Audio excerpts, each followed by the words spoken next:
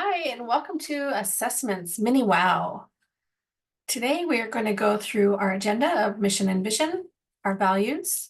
We'll talk all about the assessments. I'll share some helpful tips, and then we'll move to Q&A in the live portion. So our mission is to inspire and develop innovative, creative, self-directed learners, one scholar at a time. And our vision is to create a collaborative virtual learning community, inspiring scholars to appreciate the ways in which arts and sciences nurture a curiosity for lifelong learning and prepare scholars to take responsibility for their future success. Our Arctic values guide us in our vision and our mission to support scholars in their academic success. The Weeks of Welcome is a 2-week program that's held at the beginning of the school year, and our Mini Wow, this is condensed program for semester 2 with highlights and updates. So the assessment team works within the larger staff support department. My name is Beth Snade. I am the assessment and data coordinator and have been for 9 years. Carrie Badescu is our assessment specialist, and she focuses on LPAC and supporting CASP and PFT. And Luis Navarrete is our data specialist, and he helps with data collection and analysis for all of our assessments. The assessments team, along with 2 teachers on special assignment, plan assessments and manage the data from those assessments to help teachers and scholars set goals and ensure support is provided when needed. We have so many acronyms in our alphabet soup of education that we need to understand some of those before we move forward. So when we talk about SBAC, it is the Smarter Balanced Assessment Consortium, and California belongs to this consortium along with 12 other states, the U.S. Virgin Islands, and the Bureau of Indian Education. CASP is the California Assessment of Student Performance and Progress. This is California's version of the Smarter Balanced Assessment, and when we discuss CASP, it refers to all Smarter Balanced summative assessments, which include ELA, or English Language Arts, math, and the CAST, which is the California Science Test. The PFT is the Physical Fitness Test for California. The LPAC is the English Language Proficiency Assessments for California, and there are 2 LPAC assessments, Initial and Summative. So spring is a busy season for our team, and we are preparing to administer several assessments over the next few months. So using this table, we can determine who takes which assessments at Compass. CASP, the California Assessment of Student Performance and Progress, which is ELA and math, is taken by scholars in grades 3 through 8 and 11. Our window for CASP begins April 15th this year. CAST, the science test, is taken by scholars in grades 5, 8, and once in high school. High school scholars should take the CAST in the spring of the year they are completing their final science course. This could be 10th or 11th grade. The counselors are working to determine which 10th and 11th grade scholars will be taking CAST this spring. Additionally, grade 12 scholars will take the CAST if they haven't taken it previously in high school. The CAST is paired with the CASP on the timeline beginning April 15th. STAR assessments are taken by scholars in grades TK to 12. We continue to host those scholars who haven't completed their mid-year STAR assessments in proctored sessions with their supervising teacher. Beginning May 20th, we will open the end of the year STAR assessment window. LPAC, the English Language Proficiency Assessments for California, is given to all grade levels as appropriate for scholars who are identified through their home language survey or scholars previously identified as English learners. The summative LPAC window is February 1st to May 31st each school year, and Compass will be scheduling LPAC starting February 5th to March 29th this spring so that we can complete it prior to CASP testing. Our PFT is taken by scholars in grades 5, 7, and 9. The PFT window is also February 1st to May 31st, and we will host 2 in-person park days for scholars to attend and complete the PFT activities. These are tentatively scheduled for March. In addition to those who take assessments, let's talk briefly about how. The CDE, or California Department of Education, has approved remote administration for CASP, CAST, and LPAC assessments again this year. This means scholars will take these assessments remotely from their home with a Compass proctor similar to STAR assessments. Now that you have a high-level understanding of assessments, let's get into a few specifics. The CASP and CAST are given at the same time in the spring, And these assessments are computer-based, require a laptop or desktop computer or an iPad with an external keyboard, and require that the secure browser is downloaded to the device ahead of time. Personal Chromebooks are not compatible with the secure browser. School-managed Chromebooks or Chromebooks you have secured with your funds are. We offer loaner computers for testing, so if you don't have a compatible device at home for your scholar to use, you can request a loaner from your supervising teacher. If you already know you're going to need a loaner computer for testing, you can let your supervising teacher know now, as we are already gathering that information.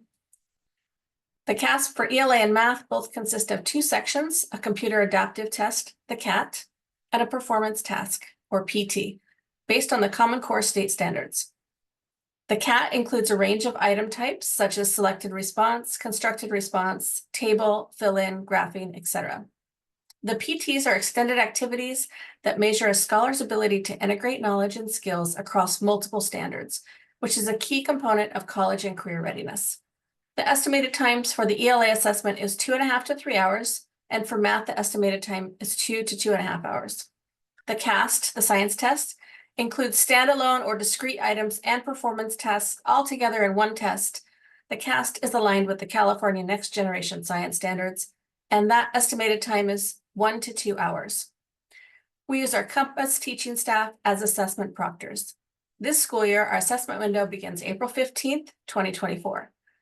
The California Department of Education and Educational Testing Service have approved the remote administration of the CASP assessments for this school year. Score reports are typically available 8 to 12 weeks after our testing ends and can be accessed in the parent or scholar portal in School Pathways. If your scholar took CASP last year, even if they did so at another California public school, you should be able to find those score reports now in the parent portal. The LPAC assessments transitioned to computer-based tests in the spring of 2020. These assessments are administered by our own Compass teaching staff.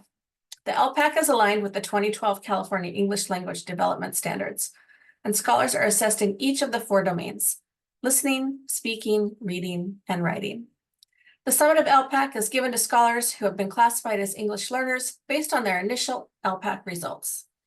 The summative LPAC measures how well English learner scholars are progressing with English language development annually, and to measure progress toward English proficiency to help determine if the scholar is ready to be reclassified. The summative LPAC measures this using those 4 domains. And those scores are available 8 to 12 weeks after the testing window closes on May 31st of each year. Those score reports are also available in the Parent Scholar Portal and School Pathways. And if your scholar is actively enrolled in Compass, regardless of which school your scholar tested with, you can access those score reports. The estimated time for the LPAC is 90 to 120 minutes on average to complete all 4 domains. Those 4 domains do not have to be tested all at the same time or in the same test session. PFT, the physical fitness test, consists of multiple activities, with the main goal being to help scholars establish lifelong habits of regular physical activity. The PFT has 6 parts that show a level of fitness that offer a degree of defense against diseases that come from inactivity. The assessment window for the PFT begins February 1st and runs through May 31st. We are hosting in-person park days at various locations across the state for scholars to participate in the PFT activities. Scholars should only do the activities they are physically capable of completing and should never attempt an activity that will cause pain or injury. Parents need to be present the entire time the PFT is administered. Administration time depends on each individual scholar's ability, but a rough estimate would be 30 minutes for all activities. That leads us into assessment readiness. Our CASP prep workshops this year will be similar to last year, where we will host live sessions each week for scholars and parents to learn test-taking skills and strategies, and to download the secure browser before the day of the assessment. The workshops are focused more on the scholar becoming familiar with the testing interface and the embedded tools available to them to use, as well as being exposed to the types of questions they may see on the assessment.